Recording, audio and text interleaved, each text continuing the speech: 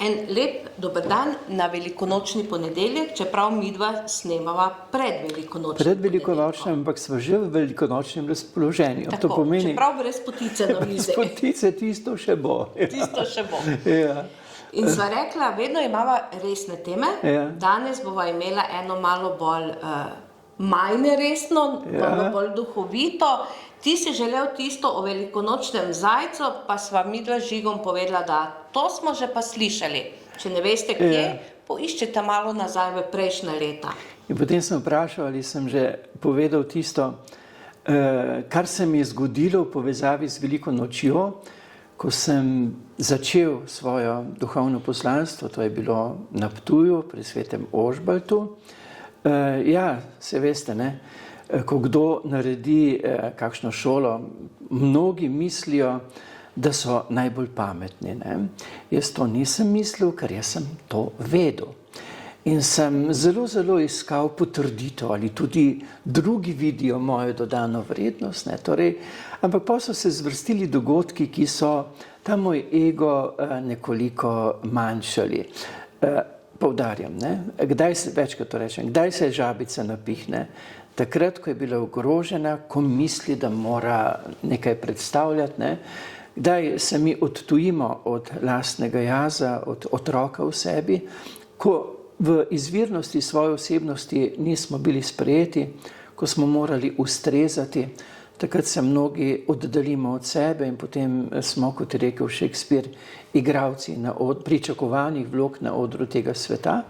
Ampak so posamezni dogodki, ki nam pa omogočajo, da se počasi vračamo k sebi. Meni tu predvsem pomaga duhovnost, kajti on, ki ga imenujemo Bog, Bog je gotovo ena najbolj zlorabljenih besed v zgodovini človeštva, ampak on, ki ga v izkustvu doživljam kot ljubezen, me zre v srčiki moje biti, me išče otroka v meni, in ker je ljubezen, me vrača nazaj iz narejenosti v osebno pristnost. Ampak to je druga tema, mogoče bova kdaj odprla.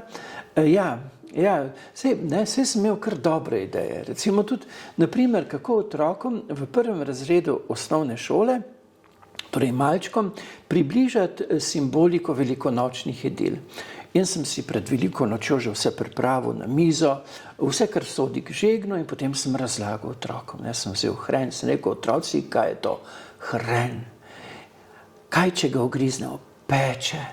Lejte, otroci, hren nas spominja na žeblje, na Jezusovo bolečino, ki jo je pretrpel na križu, in pa sem šel tako po vrsti, od kolača, trnjeva krona, in potem sem prišel do glavnega simbola ob velikonočnem žegnu, to pa je pirh. 5 rdečih pirhov, otroci, 5 Jezusovih ran. Ampak glavni simbol, poglejte, otroci, tako kot piščanček prekljuje jajčno lupino in pride v življenje, tako je Jezus premagal grob in smrt in vstal v življenje. Tako zelo sem se dopadel sam sebi. In potem rekel en otrok, zdaj pa razumem, sem si mislil, seveda razumeš, po tako slikoviti predstavitvi. In sem želel, da ta otrok to ponovi. In je kot bi iz brzostrelke streljal besede začel, zdaj pa vem, kako sem prišel na svet. Ati je dal eno jajco mamici, mamica je to jajco vzela, ko je jajca v njej zrasla, je šla v bolnico, pa me zvalila. Otrok je bolj kot to, kako je Jezus prišel z groba, zanima, kako so oni prišli na svet. In sem vedel, da moram to smer razmišljanja prekiniti, ampak je žena deklica vprašala, kaj moj ati je imel 5 jajc, ker je bilo 5 otrok. In pol sem vedel, takoj prekin, sem zaupil, tišina! In mali otroci so utrpnili. Glejte, čistim je vse čisto. Če komu ni, to ni bil problem otrok, ampak je lahko moj ali pa še kogar problem. Čistim je vse čisto. In mi je postalo kar malce nelagodno, ko sem gledal tiste prestrašene otroke, ki niso vedeli, kaj pa je zdaj narobe, ne? Ampak pa se je le eno pogumil, pa je rekel, a vas jih nekaj vprašam? Sem rekel, vpraš. Pa je on rekel, a vi imate še obe jajci? Pa se je oglasila ena deklica, ki se je malo bolj spoznala na cerkvene zadeve in je rekla, on ima še obe, ker ne sme imeti otrok.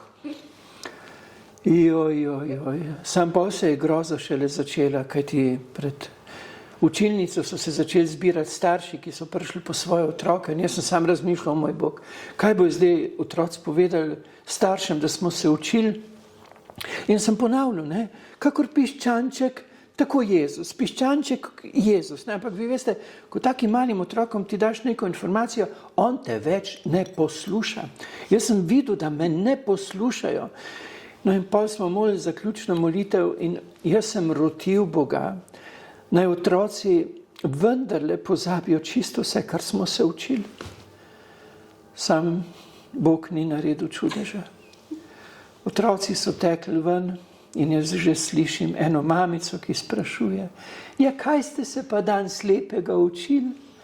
Pa reče en otrok, o jajcih. Pa reče ona, o velikonočnih. Pa reče otrok, ne, o atjevih. Glejte, jaz sem pol staršem vse razložil. Oni so se režali, ampak poglej, Ana, moje roke so še vedno potne. Moj ego še vedno deluje, ker nekaj dela bom še imel z njim, ampak veste, nič hudega. Vsako delo na osebni rasti je priložnost ne le zame, ampak tudi za tiste, s katerimi se sobivam. In če si povemo kakšno prigodo, ne, ki je bila takrat drama, ne, zame je bila takrat res drama, in je vsaj delno predelana, ker moje še vedno očitno ni, kar dokazuje potne roke. Glejte, ko si to pripovedujemo, se nasmehnemo in tudi na ta način se vračamo k pristnosti samega sebe. In ko se vrnemo k osebni pristnosti, potem lažje živimo pristnost in iskrenost tudi v medsebojnem odnosu in to je vstajanje. To je vstajanje iz sprenevedanja v tisto žlahtno sobivanje, zaradi katerega smo potem manj sami. To je to. To je to. Ja, še naprej radost velike noči, ki naj se pomeša tudi kdaj s kakšnim nasmehom, če že ne smehom. Lepo se imejte.